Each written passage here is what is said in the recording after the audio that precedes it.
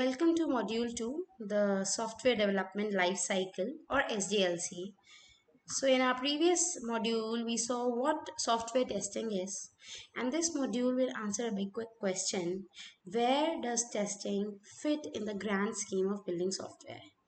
So, every software product, from a simple mobile app to an enterprise application, banking system, it goes through a life cycle. Understanding SDLC is not just a tester's job. Developers, business analysts, project managers all work within it. And as a tester, knowing the SDLC deeply makes you a strategic contributor and not just someone who clicks button. I've interviewed a lot of candidates. One of the first question I ask is, walk me through how software gets built. And you'll be surprised to know how many people who've worked in the industry for years cannot give a clear, structured answer. And by the end of this module, you'll be able to do that. So if you look at the SDLC overview here, you'll see that it's a map slide. You have to follow all these 6 phases in any software development. Now think of SDLC as a recipe for building software. Just like you cannot frost a cake before it's baked, you cannot test what has not been built, and you cannot build what has not been designed. Each phase has a purpose, a deliverable, and a set of people responsible. Now let's walk through this pipeline. Requirements is where we figure out what to build. Design is what we decide how to build it.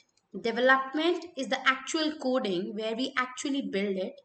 Testing is we verify if whatever we have built is working correctly.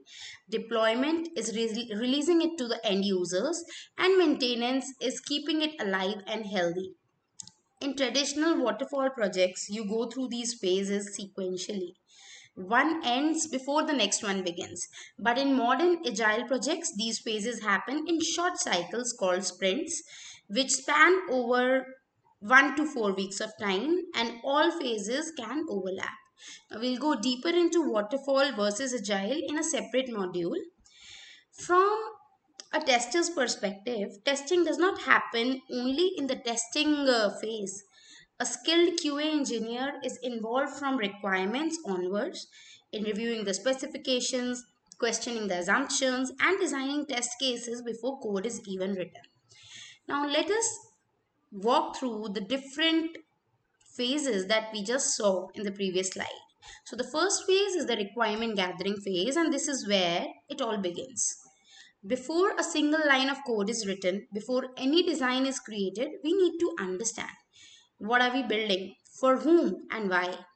In my experience, the majority of project failures can be traced back to this phase, not to bad coding, not to poor testing, but to misunderstood or incomplete requirements. Get this wrong, and everything downstream suffers. Now, majorly, there are 3 types of requirement, and this is some important part for people who want to move into QA or BA role. There are business requirements which come from the top: CEO, clients, product owner. They are strategic. We want to increase the sales by 30%. It's a business requirement. It tells you the goal, but it does not tell you how you achieve it. As a tester, you need to understand so that you can validate whether the software actually achieves the business goal. The next one is the functional requirements, which tells you what. So these are the bread and butter of development and testing. The user should be able to log in with their email and password. That's a functionality. And every functional requirement is a potential test case. When I'm writing a test plan, I start from the functional requirements. Each shall statement becomes a test scenario. Functional requirements are generally captured in software requirement specifications as SRS documents, in user stories in the agile methodology, in the format of, as a user, I want this action so that I gain this benefit, or in the form of use cases. And finally are the non-functional requirements, NFRs, and these are kind of invisible requirements. Nobody notices them when they are met, but everybody will notice them when you are violating them. So, assume a banking application that processes transactions correctly but take 10 seconds per transactions. It is absolutely of no use. So, these non-functional requirements, they define the quality bar. So, some of the key categories for NFR are: it is performance, which measures the speed, response time, throughput; scalability, which talks about how you can handle growth in users or data; then reliability, which talks about the uptime, fault tolerance; security, which talks about data protection, authentication standard, etc; usability, which is the ease of use or the accessibility for the users; and the maintainability, which says how easy is it to maintain, to modify or fix. So in interviews, you'll often be asked to classify the requirements. So business functional and non-functional requirements is something that you can quickly classify with confidence. So the next phase is the design phase. Once we know what to build, we figure out how to build it. And you can think of this like architectural drawings for a building. You don't start laying bricks without any blueprint at hand first. Suppose a builder without a blueprint is working, so he's actually wasting material, could make structural mistakes, and might produce a building that might look fine on the outside but collapses under load. Similar is the case with software. A software without design would have the same problems. Only the bugs don't show up until millions of users hit the system simultaneously. And that's where you understand why design of the system is extremely important. Now, let's look at the different levels of design. So, there are two. Think of it as zoom levels on a map. There's high level design, which gives you a bird's eye view of the city, and low level design, which zooms into specific street. In the high level design, it is generally done first by architects or senior engineers. They try to answer what are the major components, how do they communicate, what tech stacks do we use, and the deliverables for this would be the system architecture diagrams, ER diagrams in form of entity relationship diagrams, network topology diagrams.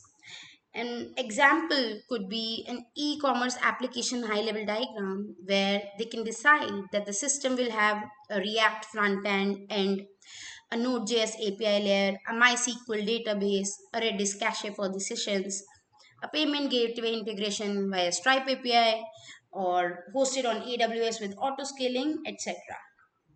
On the other hand, low level design is about the details. It is generally done by individual developers before they start coding. They try to answer how a specific function, class, module would work internally. Their deliverables are class diagrams, sequence diagrams, pseudocode, function signatures. So examples for low level diagrams could be, let us assume a case of login. So authenticate function, it takes email uh, in string format, passwords in string format. It queries the user's table by email. If found, it compares the hash, returns a JWT token on success, throws authentication exception on failure. So all these constitute the low level diagram of a functionality which an individual developer can work on. So when you have access to design documents as a tester, you can write test cases before the code is written, and this is gold. You catch design flaws early and your test cases are ready the moment development finishes, and there's a lot of connectivity or the flow of the work in the right direction that way. So the next phase is the development phase. This is where the magic happens, where developer take designs and requirements and turn into actual running software. Many people think testers sit idle during development, but that is wrong. A great tester uses this time to write test cases based on the requirement and design, to set up test environments, review the code for testability, and participate in design reviews and sprint meetings. So this development phase can be detailed through these two areas: the coding process, where we first do the unit development, where single responsibility principle is generally followed. Each function or class should do one thing well, and this would make testing very easy, because the units would be testable, module wise development would be happening. Then comes the code reviews. It is one of the most underrated defect prevention techniques. Studies have actually shown that code reviews can catch 60 to 70% of defects before any testing begins. And in good engineering teams, no code reaches testing without peer review. After the reviews are done, there is unit testing, where developers write the test for their own code. And this is the first layer of the testing pyramid. Tools like JUnit, PyTest, Jest are used, and unit tests, they generally run in milliseconds and catch basic logic errors. The next is integration. So individual modules are combined. We plug them together to see where bugs might emerge, because of the interface between module A and module B might not work as expected. And finally, there's build and CI. Every commit will trigger an automated build. If it breaks, the team is notified immediately. And tools like Jenkins, GitHub Actions, GitLab CI, they're used for it. And this is DevOps culture in practice. Now, when we talk about version control, even if you're not a developer, you need to understand version control, because you'll check out code to run the test locally. You'll raise and track bugs linked to specific commits. In automation, your test scripts live in the same Git repository as the application code. And branching strategy affects what you are testing. Are you testing the feature branch or the main branch? So teams, they use strategies like git flow for the branching, or trunk based development. You can go ahead in your work corporate lives and ask your team which they use, because it affects how you set up the test environment. So as a tester, it is important that you understand what kind of version control your team is using and what kind of branching strategy they are using, so that you can mimic that flow for your testing. Next comes the testing phase, and this is our home turf. This is the phase we own. And I want to make one thing very clear before we go in: the testing phase is not the only time testing happens. It is the primary testing phase, but as we discussed in the 7 principles, testing should start from requirement. Remember the shift left pattern that I talked about? So, testing phase is special because this is when formal documented testing happens. Test environments are set up that mirror production. Defects are logged, tracked, and communicated to the development team. And the outcome of this phase determines whether the product is ready for release. So, there are different types of testing and the QA activities that the team does. So, there's a thing called the testing pyramid. So, these testing types that you see on the screen, they form a pyramid. Unit tests come at the base: fast, cheap, and many. Integration testing is generally at the middle. System and end-to-end testing are at the top. They can be slow, expensive, and very few to run. So a healthy test suite has many unit tests, some integration tests, and fewer system level tests. Now let's walk through each type of testing. Unit testing is testing the smallest testable unit. One function, one method. These are generally written by developers and they run automatically. It helps in catching the bugs at the source. So example could be testing that calculates a function called calculate total.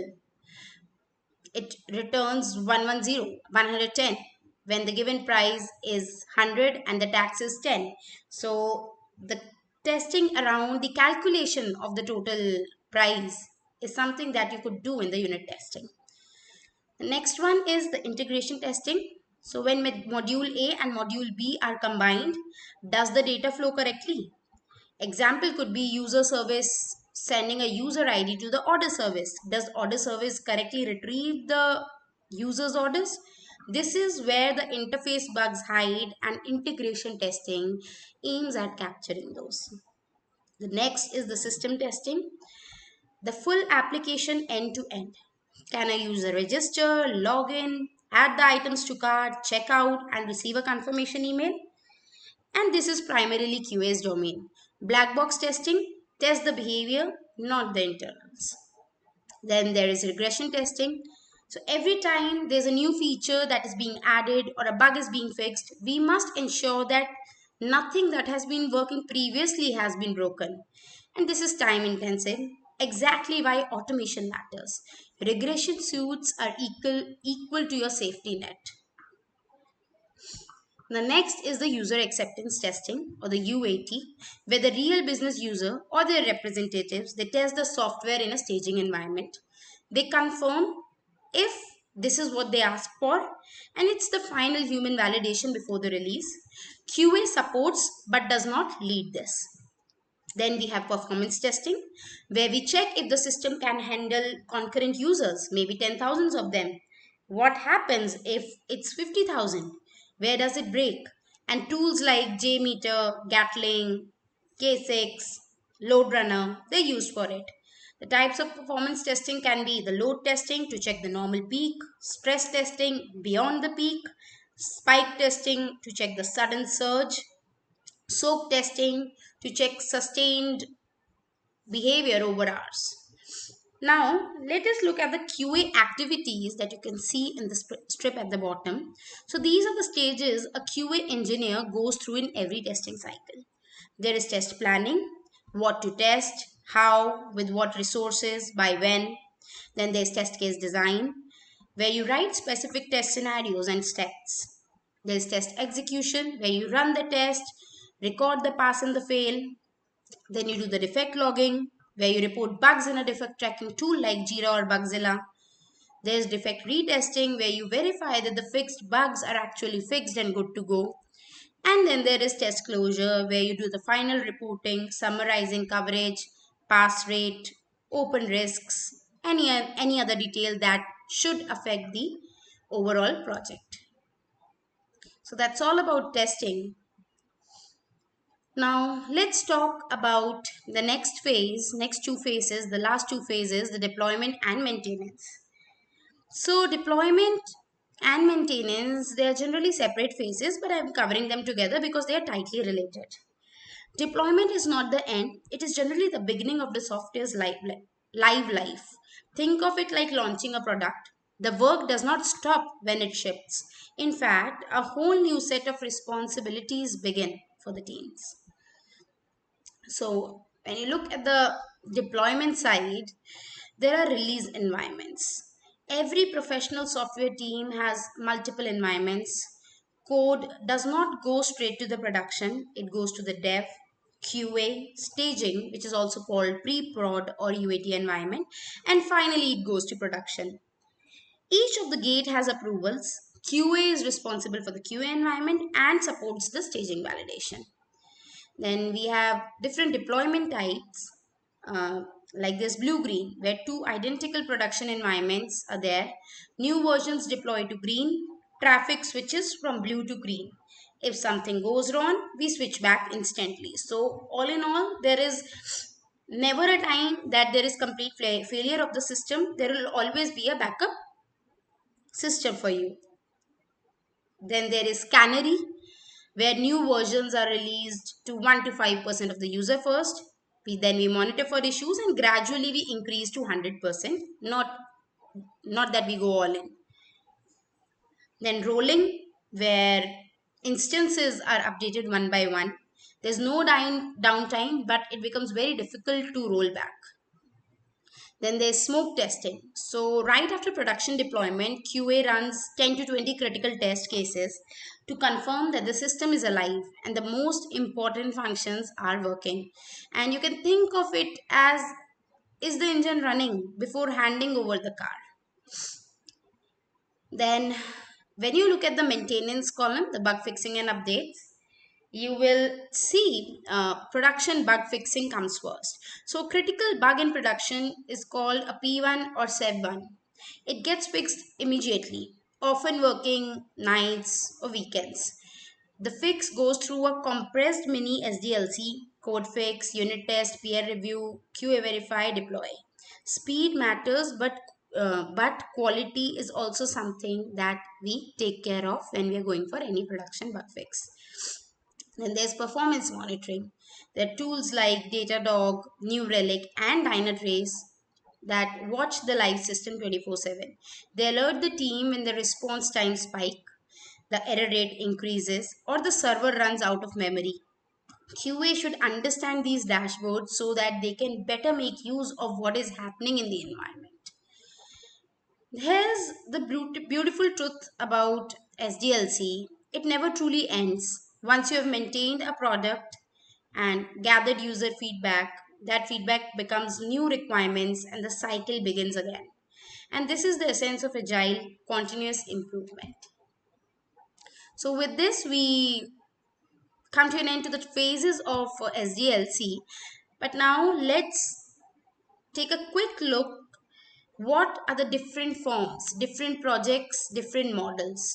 So how these phases are structured and sequenced differs by the model.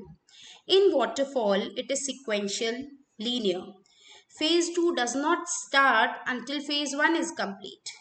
Clear documentation is there, works well when the requirements don't change, maybe in government contracts or embedded systems. It is dangerous because testing happens at the end. Bugs discovered late are expensive to fix. Then there's Agile or Scrum, where it's iterative, works in 2 week sprint. Each sprint produces a working slice of the product. Requirements can change between the sprints. Testing happens within every sprint. QA and developers, they sit together and collaborate daily. And this is how most modern software companies are working these days. There are scrum ceremonies like daily stand-up, sprint planning, sprint review, retrospective. The QA's role is to test within the sprint and not after it. They're working with the development team and not later, just like we saw in waterfall. And then we have V model, which is an extension of waterfall where every development phase has a corresponding testing phase.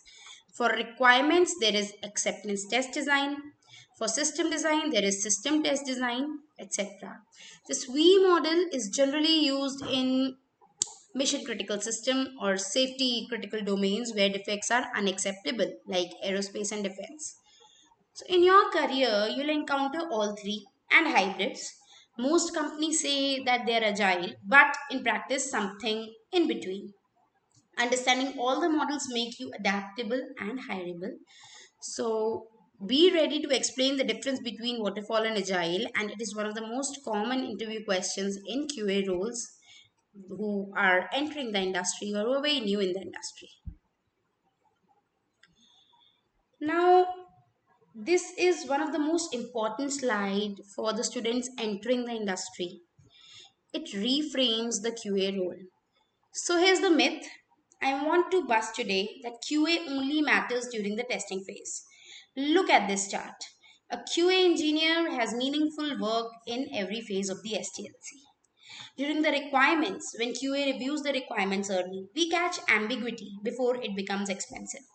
Users should be able to search. Search by what? By name, by date, by category. Catching this in the requirements phase saves days of rework. During the design phase, so testability is a design quality.